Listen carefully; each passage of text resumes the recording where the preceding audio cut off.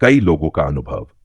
रामू के बाद कुछ और गार्ड्स और इलाके के लोग भी इस कोठी के पास से गुजरते वक्त अजीब अनुभवों का सामना कर चुके थे।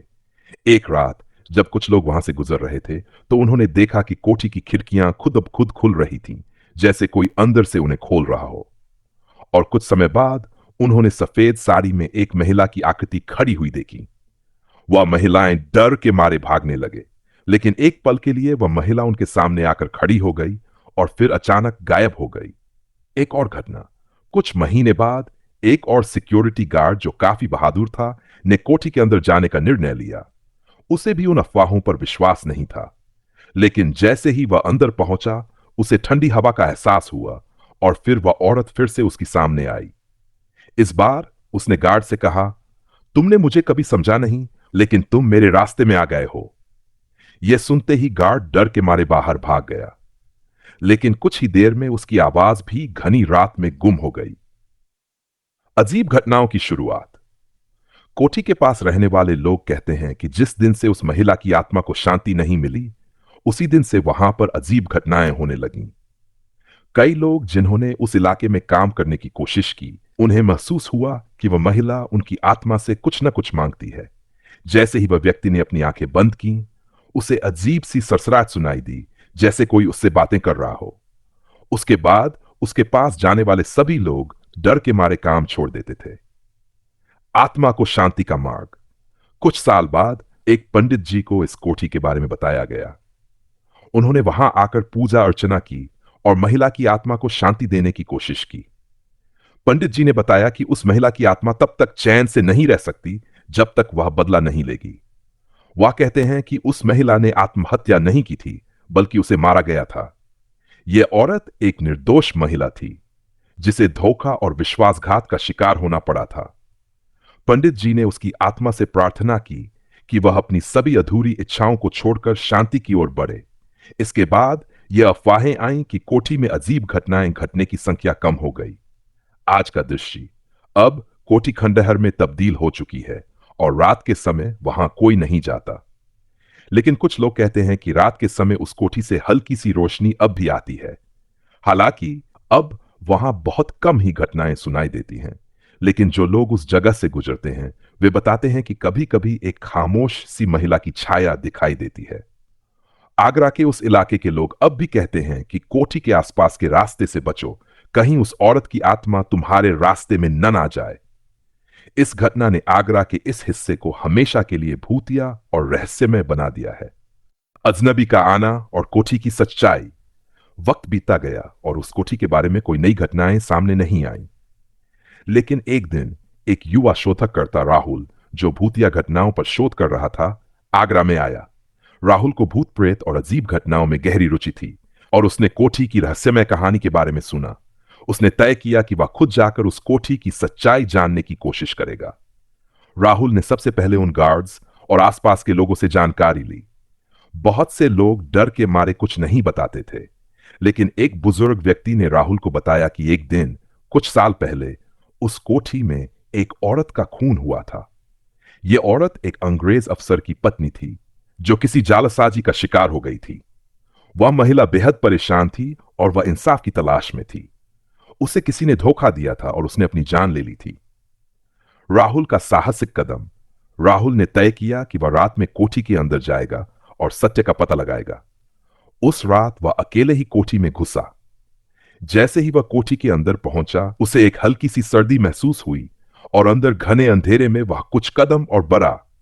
राहुल की आंखों में एक तेज चमक थी और वह भूतिया घटनाओं के बारे में अधिक जानने के लिए तैयार था। उसने अपने कैमरे को चालू किया और कमरे के अंदर कुछ तस्वीरें लेने की कोशिश की।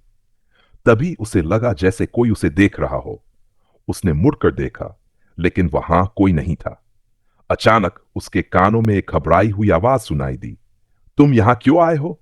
यह आवाज धीमी थी, लेकिन इतनी तीव्र थी कि राहुल का दिल जोर से धड़कने लगा। राहुल की मुलाकात। राहुल ने दिल में साहस भरकर कोई है पूछा। फिर एक धुंधली आकृति सामने आई। वह सफेद साड़ी में लिपटी हुई और लंबे काले बालों वाली एक औरत थी। उसकी आंखें चमक रही थीं और चेहरा गुस्से और दुख से भरा हुआ था। उसने राहुल से कहा, तुम मुझे पहचान नहीं सकते, लेकिन मैं वह हूं जिसे धोखा दिया गया था। राहुल ने पूछा, तुम कौन हो और क्या चाहते हो? महिला ने धीरे धीरे बताया कि वह औरत कोई और नहीं बल्कि कोठी के पहले मालिक की पत्नी थी, जो एक बेवफा पति के कारण आत्महत्या कर चुकी थी। उसका नाम इंसाफ था और वह अपनी मृत्यु के बाद भी अपनी कहानी सुनाने के लिए जी रही थी, ताकि लोग जान सकें कि उसने क्यों आत्महत्या की। राहुल का निर्णय। राहुल ने महिला की कहानी सुनी और महसूस किया कि उसकी आत्मा को शांति की आवश्यकता है। राहुल ने महिला से कहा, मैं आपकी मदद कर सकता हूं। आपको अपनी आत्मा को शांति देने की आवश्यकता है। आपको बस उन लोगों को माफ करना होगा जिन्होंने आपको धोखा दिया। महिला कुछ पल चुप रही, फिर वह धीरे धीरे मुस्कुराई। तुम सही कहते हो, उसने कहा। मैं अब भी बहुत दुखी हूं, लेकिन अगर तुम मेरी मदद कर सको तो मैं शांति पा सकती हूं। शांति की ओर। राहुल ने अगले दिन उस कोठी में पूजा का आयोजन किया और महिला की आत्मा के लिए प्रार्थना की। इसके बाद से कोठी में कोई और अजीब घटना नहीं घटी। आसपास के लोग बताते हैं कि कोठी में एक अजीब सी शांति का एहसास हुआ। धीरे धीरे उस स्थान से जुड़ी अफवाहें भी खत्म हो गई। आज भी जिंदा है रहस्य। हालांकि आज भी जब लोग उस कोठी के पास से गुजरते हैं तो कभी कभी एक हल्का सा धुआं या हल्की सी आवाज सुनाई देती है, लेकिन अब वह भूत या एहसास नहीं रहता। लोग कहते हैं कि शायद उस महिला की आत्मा अब शांति से सो रही है, लेकिन उसके रहते हुए भी वह रहस्य उस कोठी में हमेशा के लिए जीवित रहेगा। आज भी आगरा के लोग इस कहानी की चेतावनी के रूप में सुनाते हैं, कोठी में किसी का दिल न दुखाओ, क्योंकि वहां कोई आत्मा है जो इंसाफ की तलाश में है। कई घटनाएं और एक और सच्चाई। कुछ समय बाद जब राहुल ने कोठी की पूजा आयोजित की और महिला की आत्मा को शांति दी, तो यह माना जाने लगा कि वह आत्मा अब किसी को भी परेशान नहीं करेगी। लेकिन एक साल बाद कुछ और अजीब घटनाएं घटीं, जो लोगों को फिर से कोठी के आसपास की रहस्यमय घटनाओं की याद दिलाने लगीं। ताजमहल के पास से गुजरने वाले यात्री। आगरा में ताजमहल के पास से गुजरने वाले कुछ यात्री बताते हैं कि वे रास्ते में जब भी कोठी के पास से गुजरते हैं, उन्हें कभी कभी हल्की सी ठंडी हवा महसूस होती है और रास्ते में एक महिला की परछाई दिखाई देती है। यह परछाई अक्सोठी के पास से गुजरते समय दिखाई देती है, लेकिन फिर अचानक गायब हो जाती है। कुछ लोग कहते हैं कि उन्होंने उस महिला के सफेद साड़ी में लिपटे हुए रूप को देखा, जो अपनी आंखों में एक अजीब सी गहरी उदासी के साथ कहीं दूर देख रही थी। दूसरी आत्मा का कुछ समय बाद एक और अजीब घटना घटी। एक रात एक युवक विक्रम, जो आगरा में एक पर्यटन गाइड था, ने कुछ दोस्तों के साथ उस कोठी की ओर रुख किया। विक्रम ने अपने मित्रों को बताया कि वह इस कोठी में एक और रहस्य खोजने आया है। विक्रम और उसके दोस्तों ने जैसे ही कोठी के पास कदम रखा, वे सब एक अजीब सी गंध और ठंडी हवा महसूस करने लगे। रात के अंधेरे में विक्रम ने अपने दोस्तों से कहा, क्या तुम्हें भी यह महसूस हो रहा है? कुछ गलत है यहां। तभी एक हल्की सी आवाज उनके कानों में गूंजने लगी, यहां से चले जाओ।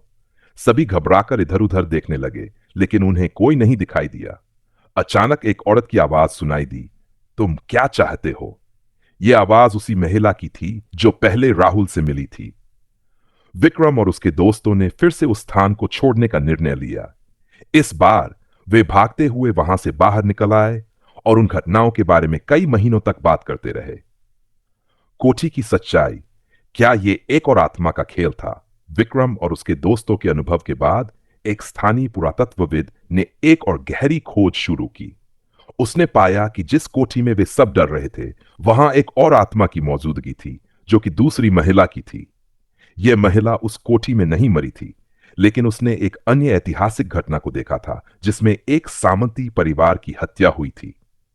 इस महिला ने कोठी के भीतर की सच्चाई का पर्दाफाश नहीं किया था और इसलिए उसकी आत्मा भी अब वहां भटक रही थी। आखिरकार इस नए रहस्य का पर्दाफाश हुआ कि उस कोठी में न सिर्फ एक बल्कि दो आत्माएं भटक रही थीं।